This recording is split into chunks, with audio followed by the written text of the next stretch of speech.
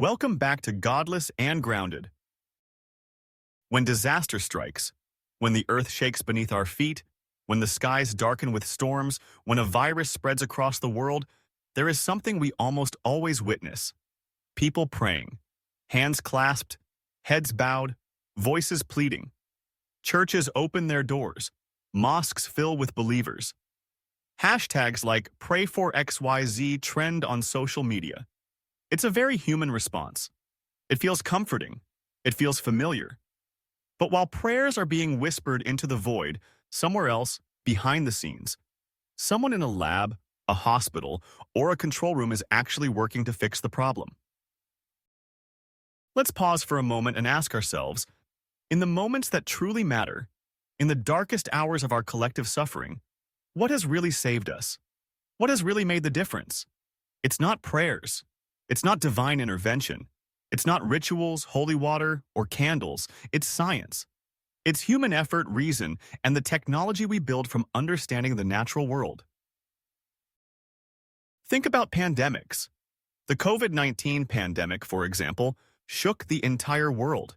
People died in the millions, economies collapsed, and people naturally turned to religion for comfort. Millions prayed, but it wasn't prayers that brought us vaccines. It wasn't faith that mapped the virus's genome in just weeks. It was science. It was scientists, real people in real laboratories, working around the clock to understand, contain, and ultimately fight the virus. They used microscopes, not rosaries. Algorithms, not holy books. When the first COVID vaccines were rolled out, it wasn't due to a miracle.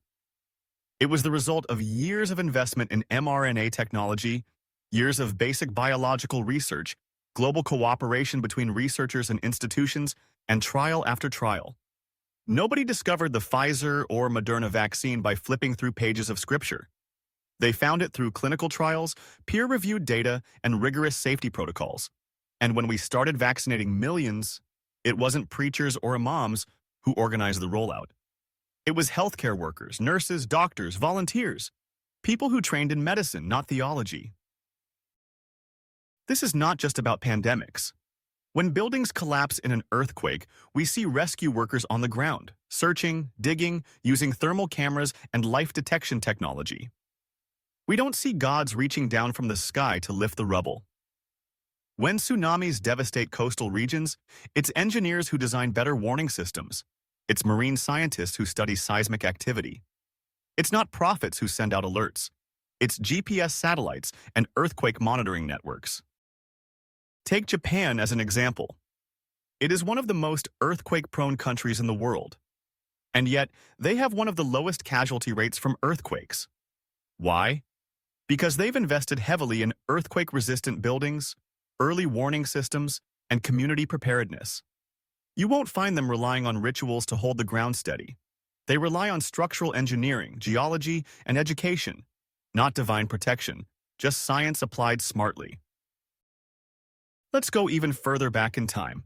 The Black Death killed over 75 million people in the 14th century. At the time, people believed it was divine punishment.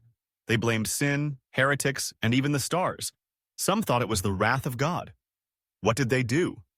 They prayed. They lit candles. They whipped themselves in religious processions. None of it worked. The plague kept spreading. And why wouldn't it? They didn't know about germs. They didn't understand infection. It wasn't until centuries later, with the development of germ theory, the microscope, and modern medicine, that we began to fight disease effectively, not through prayer, but through understanding. Even today, when you get sick, you don't go to a temple to be healed. You go to a hospital. If your child has a fever, you reach for a thermometer, not a holy book. When you break a leg, you want a surgeon, not a sermon. This is our behavior, even if we believe in a higher power. We may say a prayer, but we still want antibiotics. We may light a candle, but we still trust the MRI scan. Every year, hurricanes tear through the Americas. Prayers rise from the rooftops. But it's meteorologists who predict the storms. It's engineers who build levees and flood defenses. It's emergency services who evacuate towns. If your house is on fire, do you pray first, or do you call the fire department? Do you light incense or reach for a fire extinguisher? The irony is that even the people praying, deep down, don't really trust prayers to solve the problem. They pray and go to the doctor. They pray and call the ambulance. That's very telling. When someone truly believes that something works, they rely on it exclusively. You don't see someone dialing 911 and lighting a candle at the same time, unless they're desperate and just hoping for a miracle. But when things are critical, we all instinctively turn to the tools that actually work. Science is not perfect. It makes mistakes. It evolves. But that's its strength. It learns. Religion tends to offer fixed answers. God willed it. It's a test. It's divine punishment. But these aren't explanations. They don't help us prevent future disasters. They don't teach us anything new. Science, on the other hand, is always asking, how did this happen? How can we prevent it next time? How can we fix it? Let's take climate change. It is one of the greatest existential threats facing humanity today.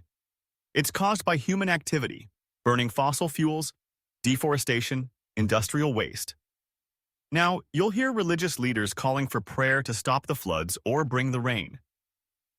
But it is climate scientists who are measuring atmospheric CO2.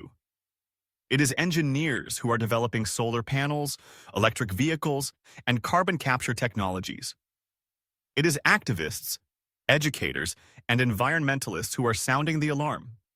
Not one problem caused by climate change has been solved by prayer. Every solution we are working on is based on research, data, and technology. Even in the face of personal disasters like cancer, what do people do? They turn to chemotherapy, radiation, surgery. These are brutal, difficult processes. People don't choose them lightly, but they work. People might pray, sure, but they pin their hope on the treatment, not the prayer. The doctors, the medical trials, the science behind each medicine. That's what brings people out of the dark, not divine mercy. And when planes fall from the sky or bridges collapse or cars crash, what do? We investigate. We analyze black boxes. We examine steel fatigue. We improve safety standards. We don't say, God wanted this, and stop there. We ask, how can we make sure this never happens again? That's what makes science different. It doesn't shrug and say mystery. It says, let's find out.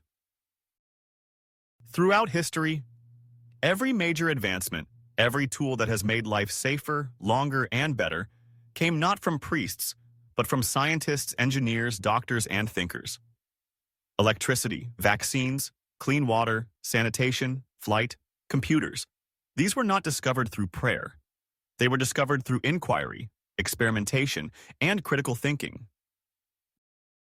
This doesn't mean we can't feel compassion or grief when disaster strikes. It doesn't mean we shouldn't comfort each other.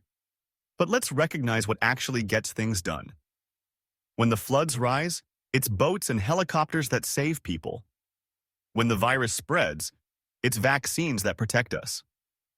When the hurricane hits, it's shelters and sandbags, not sermons, that make the difference. And this pattern holds true across the board.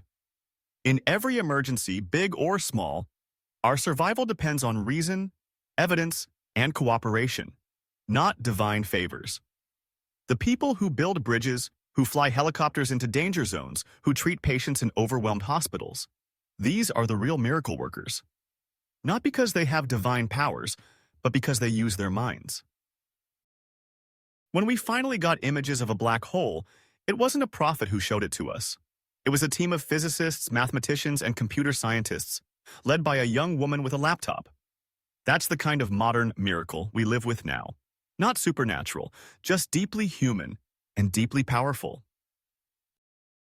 So the next time disaster strikes, whether it's a flood, a fire, a pandemic, or a personal crisis, remember this.